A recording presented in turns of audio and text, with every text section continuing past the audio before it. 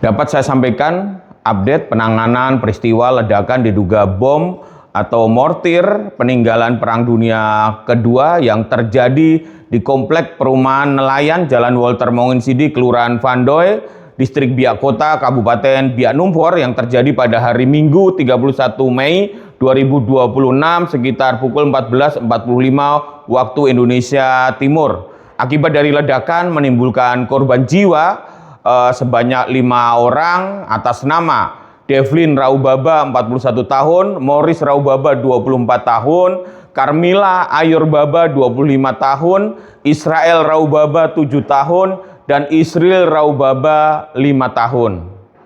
Sementara semua jenazah sudah berada di Rumah Sakit Umum Daerah Biak dan direncanakan siang ini akan dimakamkan di TPU Surido, Distrik Biak Kota, Kabupaten Biak.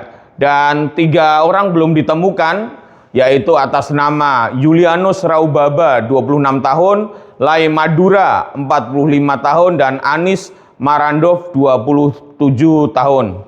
Untuk tindak lanjut, siang ini direncanakan tim Jibom Gegana Satbrimob Polda Papua akan bertolak ke Biak untuk melakukan sterilisasi sekaligus penanganan TKP, karena kita khawatirkan dimungkinkan masih ada barang-barang atau benda-benda yang berbahaya yang dapat membahayakan baik keselamatan anggota di lapangan maupun masyarakat sekitar. Dan juga dampak dari ledakan menimbulkan korban luka ringan sebanyak 19 orang dan 55 orang terdampak mengungsi dengan tempat pengungsian yang disediakan pemerintah daerah, yaitu balita 3 orang dan dewasa 52.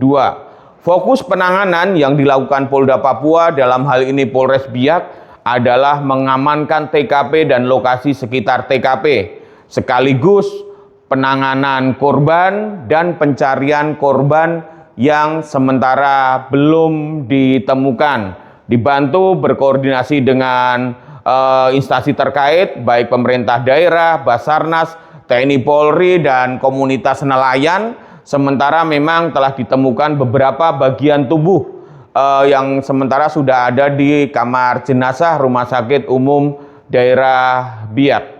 Tentunya Kepolisian Daerah Papua menghimbau kepada seluruh masyarakat apabila menemukan barang-barang berbahaya dan dianggap berbahaya, segera melaporkan kepada kepolisian terdekat, baik di Polsek, Polsubsektor maupun Polres terdekat.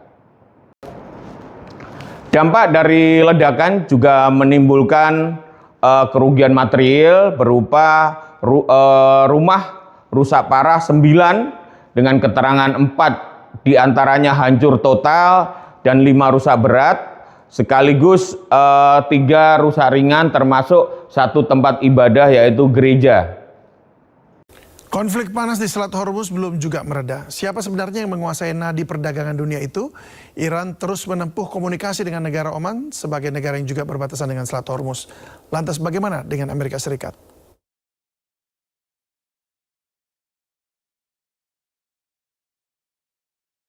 Kehadiran tentara Amerika Serikat di Selat Hormuz dirasa Iran sebagai ancaman bagi keamanan nasional Republik Islam Iran. Iran akan terus menunjukkan kepada Amerika Serikat dan dunia bahwa mereka mampu mempertahankan keamanan di wilayah mereka sendiri. Sementara itu, pihak Amerika Serikat tetap menganggap bahwa Selat Hormuz adalah perairan internasional hingga tidak ada yang boleh mengendalikannya. دوره پیش رو جمهوری اسلامی ایران تدابیر رو اتخاذ خواهد کرد که با اون اتخاذ اون تدابیر و اجرای اون نسبت به صیانت از امنیت ملی و حاکمیت ملیش مطمئن بشه و در این چارچوب با کشور ساحلی دیگر تنگه هرمز یعنی عمان در ارتباط هستیم. Ajakan Iran kepada Oman untuk bersama-sama menjaga keamanan di Selat Hormuz yang berbatasan juga dengan negara Oman dan Iran membuat Amerika Serikat seolah tidak terima.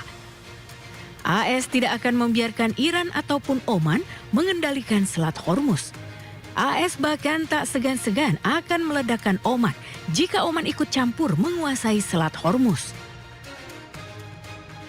Strait's going to be open to everybody. And who would control it? It's international waters.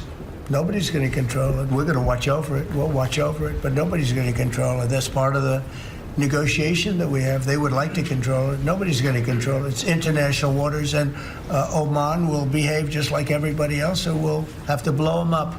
They understand that. They'll be fine.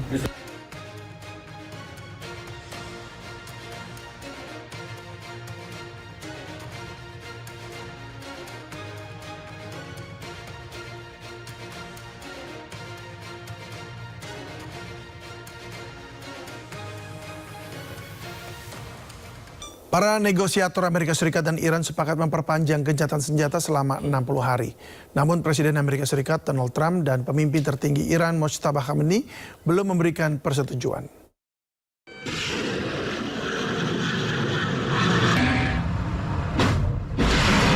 Para negosiator Amerika Serikat dan Iran telah mencapai kesepakatan memperpanjang gencatan senjata selama 60 hari yang akan memberi mereka waktu menegosiasikan mengakhiri perang secara penuh. Namun Gedung Putih mengatakan kesepakatan tersebut harus disetujui Presiden Amerika Serikat Donald Trump. Pimpinan tertinggi Iran, Ayatollah Mojtaba Khamenei juga belum memberikan persetujuan akhir. Pengumuman ini muncul ketika gencatan senjata saat ini antara kedua pihak berada di bawah tekanan setelah Amerika Serikat melancarkan beberapa serangan ke pelabuhan Bandar Abbas dan Iran membalas dengan menyerang pangkalan militer Amerika Serikat di Kuwait. Kesepakatan baru ini dapat meredakan ketegangan saat kedua pihak bersiap membahas isu-isu yang lebih pelik seperti program nuklir Iran dan pencabutan sanksi. Wakil Presiden Amerika Serikat, J.D. Vance, mengatakan Amerika Serikat dan Iran masih perlu menyelesaikan beberapa poin penting sebelum kesepakatan tentang perang dapat tercapai. J.D. Vance mengatakan para negosiator sedang bernegosiasi mengenai beberapa poin yang mencakup masalah pengayaan uranium. Amerika Serikat telah lama menuntut Iran menghentikan produksi uranium yang diperkaya tinggi dan membuang persediaan yang ada yang secara teori dapat digunakan untuk membuat senjata nuklir. J.D. Vance menyampaikan ada optimis dan percaya Iran bernegosiasi dengan itikat baik. Memorandum kesepahaman juga akan mencakup komitmen Iran terkait senjata nuklir. Masalah pertama yang akan dibahas bagaimana membuang persediaan uranium yang diperkaya milik Iran. Sejak gencatan senjata awal antara Amerika Serikat dan Iran mulai berlaku pada 8 April, Presiden Amerika Serikat Donald Trump telah berulang kali menyatakan kedua pihak hampir mencapai kesepakatan dan negosiasi sedang berjalan. Namun hingga saat ini belum ada hasil substantif. Kesepakatan perpanjangan gencatan senjata 60 hari ini diharapkan memungkinkan pengiriman tanpa batasan melalui Selat Hormuz tanpa bea atau biaya yang dikenakan Iran. Iran juga akan menghilangkan ranjau di Selat Hormuz dalam waktu 30 hari. Sebelumnya Iran telah mendorong biaya transit untuk jalur perairan di Selat Hormuz dan telah membahas proposal tersebut dengan Oman yang perairan teritorialnya berbatasan dengan Iran di Selat Hormuz. Namun Menteri Keuangan Amerika Serikat Scott Bessent mengancam akan secara agresif menargetkan Oman jika membantu memberlakukan sistem pungutan tol di Selat Hormuz. Sebagai bagian dari perpanjangan gencatan senjata, Amerika Serikat akan mencabut blokade angkatan lautnya terhadap pelabuhan Iran. Iran telah berupaya mendapatkan keringanan sanksi dan pencairan dana miliaran dolar yang dibekukan selama perundingan. Selama gencatan senjata, Amerika Serikat berkomitmen membahas keringanan sanksi dan pencairan dana. Memorandum antara kedua pihak mencakup pembahasan tentang mekanisme yang memungkinkan Iran menerima barang dan bantuan kemanusiaan. Menteri Keuangan Amerika Serikat Scott Bessent menekankan Oman tak akan memperlakukan tarif di Selat Hormuz. Hal itu setelah Amerika mengancam akan menyerang Oman jika bekerja sama dengan Iran memperkuat kendali Selat Hormuz. Again, I think the president wanted to punctuate freedom of navigation in the strait. I had a call with the Omani ambassador this morning, and he assured me that there were no plans for tolling the strait. As he said, our countries have had 200 years of good relations. He wants to have another 200 more.